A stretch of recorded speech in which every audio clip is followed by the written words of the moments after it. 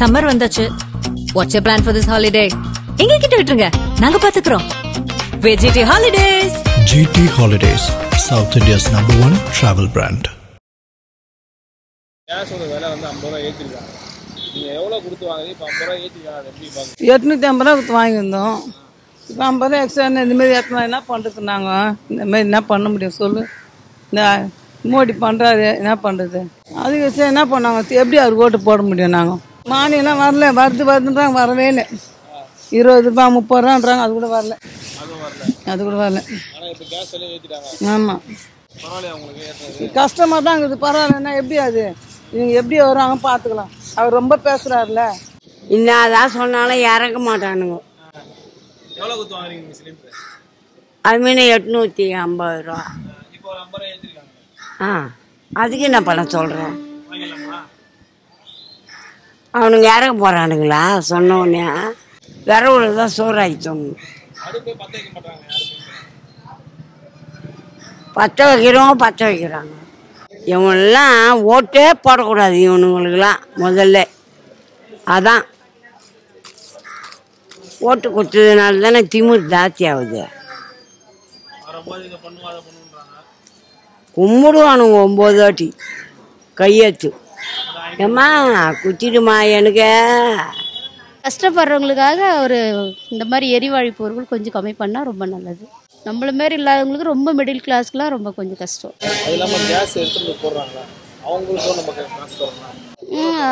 40 ரூபா 50 ரூபாய் கேட்குறாங்க. எங்களை மாதிரி மிடில் கிளாஸ் ஃபேமிலிலாம் ரொம்ப கஷ்டப்படுவாங்க. இதனால் மானியமாச்சும் கொடுத்துட்டு இருந்தாங்க, இப்போ அதுவும் கொடுக்கறதில்ல. அதனால நாங்கள் கொஞ்சம் எல்லாருமே மிடில் கிளாஸில் இருக்கவங்க எல்லாருமே கஷ்டம்தான் படுறோம். அட்லீஸ்ட் சிலிண்டர் கொஞ்சம் பாதி அமௌண்ட்டு பே பண்ணி வாங்குற மாதிரி இருந்தாலும் பரவாயில்ல, ஃபுல் அமௌண்ட்டு நாங்களே பே பண்ணுற மாதிரி இருக்குது. எங்களுக்கு மானியம் வரலனாலும் அதில் பாதி அமௌண்ட் குறைச்சி நாங்கள் கட்டுற மாதிரி கொடுத்தா கூட பரவாயில்ல. இதில் வந்து இன்னும் ஏற்றி தான் வச்சுருக்காங்க அமௌண்ட்டை. நாங்களாம் ஃபேமிலி எப்படி ரன் பண்ணுறதுனே தெரியல. இதனால் ஏன்னா எப்படி இருந்தாலும் மந்த்லி நாங்கள் அது சிலிண்டர் வாங்கி தான் ஆகணும், செலவை தவிர்க்க முடியாது. அதை கொஞ்சம் குறைச்சிருந்தாங்கன்னா எங்களுக்கு யூஸ்ஃபுல்லாக இருந்திருக்கும். ஆனால் அதை வந்து குறைக்கிறத தவிர ஏற்றிட்டே போகிறாங்க. 2 சிலிண்டர் ஒரு சிலிண்டர் மாற்றிட்டோன்னா இன்னொரு சிலிண்டர் நாங்கள் கண்டிப்பாக அதை புக் பண்ணி தான் ஆகணும். ஏன்னா புக் பண்ணி ஒரு 1 வீக் டைம் எடுக்குது. அந்த 1 வீக்குள்ளே காலி ஆகிடுச்சுன்னா அந்த டைம் எங்களுக்கு ரொம்ப சிரமமாக இருக்குது. ஆமாம், அதுவும் 50 ரூபா எக்ஸ்ட்ரா கொடுக்கணும். இவங்க சொல்கிற அமௌண்ட்டை விட நாங்கள் இன்னும் ஜாஸ்தியாக தான் எடுத்து வைக்கிற அமௌண்ட்டாக இருக்குது. ஃபேமிலியில் இருக்கவங்க எல்லாருமே ரொம்ப கஷ்டப்படுறவங்க தான். அதுக்கு ஏற்றாமல் இருந்தாலே பரவாயில்ல. எங்களுக்கு ஏற்றி மாதம் எந்த நிமிஷத்தில் எப்படி ஏறப்போகுது அப்படின்ற ஒரு பயத்தாலே தான் இருக்கிறோம். அது இல்லாமல் 50 ரூபா அவங்களுக்கு கொடுக்கறது இல்லாமல் ரொம்ப கஷ்டமாக தான் இருக்குது. பார்த்து அவங்க தான் கம்மி பண்ணுற அளவுக்கு வரணும். இப்போல்லாம் 400 ரூபா கொடுத்து வாங்கணும், இப்போ 800 ரூபா. இது டபுள் ட்ரிபிள் அப்படி தான் ஆகுதுமே கண்டி இப்போ அது கம்மியாக போகிறது இல்லை. இதே மாதிரி இருந்தால் கூட பரவாயில்ல, பெட்டராக இருந்தால் நினைக்கணும். வேறு எதுவும் சொல்லிக்க முடியல. நடுத்தர மக்கள்லாம் வந்து இது செட் ஆகாது. இருக்கிறதே பாவம் ஏதோ ஒன்று வாங்குதுங்க. ஏதோ ஒரு பொருளை வச்சு அந்த மாத சம்பளக்காரங்களாம் எப்படி வாங்குவாங்க? நாங்கள் ரோட்டில் வியாபாரம் பண்ணுறோம், ஏதோ ஒன்று ஒரு நாள் வியாபாரம் ஒன்று. நாங்கள் இல்லாத படங்க மிடில் கிளாஸ் ஃபேமிலி தான். இருந்தால் கூட 50 ரூபா ஏற்றுறாங்க. வாழ்வாதாரம்லாம் இது தான். இப்போ கேஸ் தூக்கின்னு வரவனுங்க 50 ரூபா இல்லாத எட்டுன்னு வந்து கொடுக்க மாட்டேன்றானுங்க. இப்போ 900 ரூபா கொடுக்கணும். இவங்க என்ன தான் கவர்மெண்ட்டில் நினச்சினுங்கிறாங்க எதுவும் தெரில. இருக்கப்பட்டவங்களும் இல்லாதப்பட்டவங்களும் வித்தியாசம் இல்லாத பண்ணி கிடக்குறேன். நான் என்னான்னு பேசுறது ஒன்றும் புரியல. ஒரு கேஸ்காரன் தூக்கின்னு வந்தால் 50 ரூபா இல்லைன்னா எப்படி கத்துறான் தெரியுமா? எங்களுக்கு அவ்வளோ நாலேஜ் கிடையாது. நாங்கள் வந்து ஆஃபீஸில் போய் ரிப்போர்ட் பண்ணுறது ஏதோ ஒன்று. இவனுங்க இங்கே கத்துறானுங்க, இந்த 50 ரூபாய்க்கு போய் இது பண்ணுறதா ஆன்னு சொல்கிறது 850 ரூபா. இந்த தூக்கின்னு வரவனுங்க 50 ரூபா இல்லாத இது பண்ண மாட்டாங்க, கத்துறானுங்க. நம்ம என்ன அப்படின்னா குத்து வச்சாங்க. இருக்கப்பட்டவங்க கொடுப்பாங்க, இல்லாதப்பட்டவங்க என்ன பண்ணுவாங்க? இவங்க கவர்மெண்ட்டில் தான் பார்க்கணும். அவங்களே எதமோ நம்ம என்ன பண்ண முடியும்? இல்லாதப்பட்டவங்களுக்கு ஒரு 600 ரூபா 700 ரூபான்னா கூட பரவாயில்ல. அந்த 700 ரூபான்னா கூட 50 ரூபா கூலி தூக்குறோம், அந்த கேஸ் தூக்குறோம். கீழ் வீடாக இருந்தாலும் அப்படி தான் கேட்குறான். ஆஃபீஸ்லேயே சொல்லணும், கேஸ் தூக்கின்னு போகிறீங்க, உங்களுக்கு கவர்மெண்ட்டில் பணம் கொடுக்கலையா? ஏன் ஏழைப்பட்டவங்களும் இல்லாத இருக்கப்பட்டவங்க கொடுக்க போகிறாங்க டிப்ஸ் மாரி. இல்லாதப்பட்டவங்களுக்கு எதுக்கு கேட்குறீங்கன்னு கேட்கணும். அவனுங்க எங்கே அவங்களுக்கு ஊக்கம் கொடுக்குற மாதிரி தான் இருக்கிறானுங்க. அது மக்களுக்கு ஒரு நஷ்டப்படுத்துகிற ஆட்சின்னு காலம் இது. மக்களுக்கு நல்ல செய்கிற ஆட்சி இல்லை மத்திய அரசு. மத்திய அரசு வந்து மக்களுடைய வேதனையை அறிஞ்சு புரிஞ்சு நடக்கிற அரசு இல்லை. இது மக்களுக்கு வேதனையை உண்டாக்குற அரசு. கூடுதல் தானே. 450 ரூபா இருந்துச்சு, இவங்க வந்த உடனே 500 600 700 நாளுக்கு நாள் பெருகிட்ட கூட்டிகிட்டே போச்சு. 1200 1300 1400 வந்துச்சு. பேருக்கு ஒரு 200 குறைச்சி 1200 ரொம்ப நாளாக நின்றுச்சு. இப்போ கொஞ்சம் குறைச்ச மாதிரி இருந்துச்சு. எலெக்ஷன் வந்துட்டு இருந்துச்சு. எலெக்ஷன் வந்து டப்புனு கூட்டேன்னு பாருங்க, நாளுக்கு நாள் கூட்டிகிட்டே இருப்பாங்க. எலெக்ஷன் வரும்போது கொஞ்சம் குறைச்சிக்கிடுவாங்க. அடுத்த எலெக்ஷன் அது இன்னும் 4 இருக்கலாம். இனிமே இது வந்து மக்கள் நலன் கருதி நடத்துகிற அரசு இல்லைல்ல, மக்களை கொடுமைப்படுத்தி நடத்துகிற அரசு இது. 500 600 இருந்தாலும் பரவாயில்ல. அதுக்காட்டி 800 900 1000னா மக்கள் எல்லாம் ஏழை மக்கள்லாம் எல்லாம் சிலிண்டர் ஆகிட்டு இருப்போம். இந்தியா ஐஸ்வர்யான் வீட்டில் பணக்காரங்களுக்குள்ள சிலிண்டர் வச்சுருப்பாங்க. இப்போ ஏழை மக்களும் அதான் வச்சுருக்காங்க. அவங்க வருமான சம்பளம் போதுமானதுக்கு அவங்களுக்கு இல்லைல்ல. அடுப்பில் சமைக்க இந்த காலத்தில் ஒத்துக்கிட மாட்டாங்க. வீடு வாடகை கொடுக்குறா என்ன நினைப்பாங்க? வாடகை கொடுக்குறாங்க, வீட்டில் வச்சு சமைக்க மாட்டாங்களா? விட மாட்டாங்களா? கறி பிடிச்சிருப்பாங்க, வெளியே போவாங்க. இவ்வளோ பிரச்சனை சென்னையில் அப்போ எவ்வளோ காலி பண்ண வேண்டியிருக்கும். இதே மாதிரி இந்தியா முழுதும் பாருங்கள். இல்லத்தரசிங்களுக்கு பஸ்ஸு ஃப்ரீ, மாதம் 1000 ரூபாய், இதெல்லாம் தேவையே இல்லை. இந்த விலைவாசியை கம்மி பண்ணாலே போதும், நாங்கள் நிம்மதியாக இருப்போம். மோடி அந்த கேடியே பிடிக்காதுங்கிற மாதிரி காண்டில் இருக்கோம் எல்லாருமே. சென்னை மக்கள்லேருந்து இல்லை எல்லாருமே. அவன் சென்னையை தூக்கிட்டு போய் அவன் ஊரில் வைக்கலான்னு நினைக்கிறான். அது நடக்காத கதை, சரிங்களா? மக்களுக்கு யார் நன்மை செய்யணும்னு நினைக்கிறாங்களோ, எது விலைவாசி கம்மியாக இருக்கோ அப்படி வந்தால் ஆச்சு ஓகே. இப்போ உள்ள ஆட்சி எதுவுமே சரியில்லை, அவ்வளோதான் நான் சொல்ல முடியும். 2 ஃபேமிலி அப்படிங்கிறவங்கள்ட்டலாம் ரொம்ப கஷ்டமாக இருக்கும். ஒரு ஃபேமிலினா 4 பேர் இருப்பாங்க, 2 குழந்தைங்க, 2 ஹஸ்பண்ட் ஒய்ஃப், பேரண்ட்ஸுங்க இருப்பாங்க. அவங்களுக்கு குறைஞ்சது ஃபுல்லாக டெய்லியும் சமைச்சாலுமே கேஸ் வந்து 1.5 மாதம் வரும். 2 பேர் இருக்கிறவங்களுக்கு 3 மாதம் வரும். ஜாயிண்ட் ஃபேமிலியாக இருக்கிறவங்களும் ரொம்ப கஷ்டம். எல்லாருமே உழைக்கிறவங்க தான், எல்லாம் கஷ்டப்படுறவங்க தான். ₹1 ஓடி ஓடி உழைக்கிறாங்க. இதில் ஜிஎஸ்டி வரி அது இதுன்ட்டு மக்கள் அப்படியே புழிஞ்சு எடுக்கிறாங்க. ஆனால் கேட்டால் பேட்டியிலேருந்து எல்லாத்துலேயுமே நாங்கள் அதை செய்வோம், எல்லாம் முன்னுக்கு வந்துடும் எல்லாம் பின்னுக்கு தான் போயிட்டுருக்கு. கவர்மெண்ட் வேலைக்காரங்க வேறு, அன்னாடம் கூலி என்ன பண்ணும்? நாங்கள் அந்த காலத்தில் அடுப்பில் சமைச்சோம், அதே போதும், எங்களுக்கு கேஸ் கூட வேணாங்கிற நிலைமைக்கு வந்துருச்சு நாடு. 50 ரூபா அவங்க ஏற்றிருக்காங்கன்னா அப்புறம் சிலிண்டர் போடுறவங்க ஒரு 50 ரூபா சேர்த்து தானே வாங்குறாங்க. அப்போ எப்படின்னாலும் 1000 ரூபாய்க்கிட்ட வந்துடும்ல. எல்லாருக்கும் கஷ்டம் தானே அது.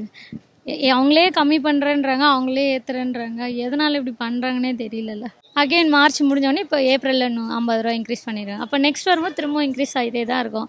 எதுவும் ரெடியூஸ் ஆகிறதுல அதிகமாகிட்டே தான் போகும். நம்மளோட சேலரி மட்டும் கம்மியாகிட்டே போகும். இப்போ மிடில் கிளாஸ் இருக்கவங்களே கஷ்டம், நம்மளை விட இன்னும் கீழே இருக்கவங்களுக்கு இன்னும் கஷ்டம் தானே. இப்போ ஒரு சிலிண்டர் நம்ம புக் பண்ணிட்டாலும் அவங்க வர்றதுக்கும் டைம் ஆகுது. அதே மாதிரி சிலிண்டருக்கே நம்ம ஒரு 1000 ரூபா செலவு பண்ணுறோம் அப்படின்னும் போது இப்போ சிலிண்டர் விலை ஆயிடுச்சுன்னு சொல்லி ப்ரொவிஷன்ஸும் அதிகமாக தானே விலை ஏற்றுறாங்க. அப்போயும் இன்னும் கஷ்டமாக தானே இருக்கும். இல்லை அது சும்மா ஏற்றுற மாதிரி ஏற்றிட்டு அவங்க நாங்கள் கம்மி பண்ணுறோம், நாங்கள் இந்த கட்சிக்கு எங்களுக்கு ஓட்டு போடுங்க, இல்லை அந்த கட்சிக்கு ஓட்டு, நாங்கள் இவ்வளோ கம்மி பண்ணுறோம், அது சும்மா தானே, எல்லாமே ஃபேக்கு தான். அன்றாட தேவைக்கு மனிதனுக்கு முக்கியமானது உணவு சமைச்சு சாப்பிட்றது இன்னைக்கு ரொம்ப ரொம்ப உடலுக்கு முக்கியமாக இருக்கிற சமயத்தில் அதுவும் ஏற்றினாக்கா ரொம்ப கஷ்டம். இன்னைக்கு என்ன சொல்கிறது, ஒரு மனுஷன் காலையிலேருந்து வேலைக்கு போகிற டைமை ஒதுக்கிட்டு வீட்டில் சமைச்சு எடுத்துகிட்டு போனோம் அப்படின்னு அவசரத்துக்கு பண்ணுறது நம்ம வீட்டில் சிலிண்டர் வாங்கி வைக்கிறோம். அதையும் விட்டுட்டு நம்ம போயிட்டு ஹோட்டலில் வாங்கி சாப்பிட்டு நம்ம உடலுக்கு எடுத்துக்க முடியாது. அங்கே ஃபுட்டுங்க எப்படி இருக்கும் அப்படின்றத நம்ம எதிர்பார்த்து பண்ண முடியாது. அந்த ஒரு நிலைமையிலும் இப்போ சிலிண்டரை ஏற்றினாக்கா ஒருத்தருங்களும் நடுத்தர மக்களுக்கெல்லாம் ரொம்ப பாதிப்பு கொடுக்கும். ஸோ அரசாங்கம் வந்து அதை பார்த்து நடுத்தர மக்களுக்கு கொஞ்சம் சில வாய்ப்புகளை கொடுத்தாலும் இல்லாதப்பட்டவங்களுக்கு ஒரு சின்ன ஒரு இது இருக்கும். ஏன்னா எல்லா விஷயத்துலையும் வந்து விலைவாசி ஏறி போயிருக்கு. மக்கள் உணவுக்காக வாழக்கூடிய நேரத்தில் உணவோட பொருட்களும் விலை ஏறும்போது ரொம்ப பாதிப்பை தான் கொடுக்கும். அரசாங்கம் அதை பார்த்து கொஞ்சம் நடத்தலாம். மிடில் கிளாஸ் மக்களுக்குன்றது பார்த்தீங்கன்னாக்கா இன்னைக்கு போகிற இடத்துலயே வருமானத்தில் வந்து ரொம்ப குறைவாக இருக்குது. வருமானம் குறைவாக இருக்கிற இடத்துல வந்து பார்த்தீங்கன்னாக்கா ஏதோ இருக்குது 5-10 சேர்த்து வச்சு தான் ஒரு மாதத்துக்கு இவ்வளோ வரும் அப்படின்றத அதை ஒதுக்கி அந்த சிலிண்டருன்றதை ஒதுக்கி வாங்குறாங்க. அப்போ அந்த சமயத்துலேயும் சிலிண்டருன்றது விலைவாசி ஏற்பட்டாக்கா நாளைக்கு அந்த மக்களுடைய வாழ்வாதாரம் ரொம்ப பாதிக்கப்படுது. கஷ்டமாக தான் இருக்குது. எல்லா விலையும் ஏறி போய் தான் இருக்குது. எந்த விலை தான் கம்மியாக இருக்குது? எல்லாமே விலை ஏறி தான் இருக்குது சார். இல்லை சார், நாங்கள்லாம் அண்ணாடி காட்சி தானே, எங்கேருந்து ஒதுக்க முடியும்? ஃபஸ்ட்டெல்லாம் எவ்வளோ சார் இருந்தது? 400 ரூபா 450 ரூபா இருந்தது. இப்போ அதுக்கு டபுளாக இருக்கும்போது கஷ்டமாக தானே இருக்கும். எவ்வளோ குறைச்சுன்னு நம்ம என்ன சொல்ல முடியும்? அவங்க தான் பண்ணணும் பார்த்து. எப்படி பார்க்கணும், ரொம்ப கஷ்டமாக தான் இருக்குது அதை பற்றி. ஏன்னா நாங்கள் சாதாரண மக்கள் வந்து சிலிண்டர் வந்து வாங்குறது ரொம்ப கஷ்டமாக இருக்குது. நாங்களாம் மோடி சிலிண்டர் தான் வாங்கிட்டு இருக்கோம். மோடி சிலிண்டர்லேயே பார்த்தீங்கன்னா இப்போ 2வது சிலிண்டர் எங்களால் வாங்க முடியல.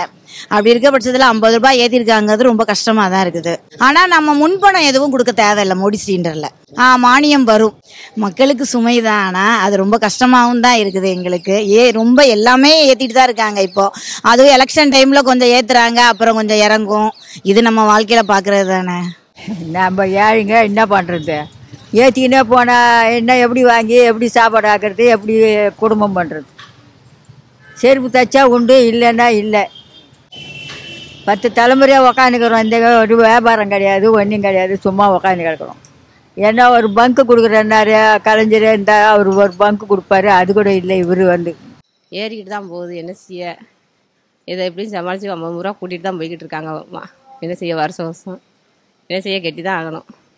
வேறு வழியில். அதை விட்டால் மண்ணனே இப்போ எல்லாம் நிப்பாட்டிட்டாங்க. மண்ணனே இல்லாமல் நாங்கள் எப்படி சிலிண்டருக்கு நாங்கள் கொடுத்து ஆகணும். பிள்ளைய ஸ்கூலுக்கு போங்க, அப்புறம் காலையில் எடுத்து பொங்கணும் வைக்கணும், எல்லாம் செய்யணும். அதில் தான் பார்க்க வேண்டியிருக்கு.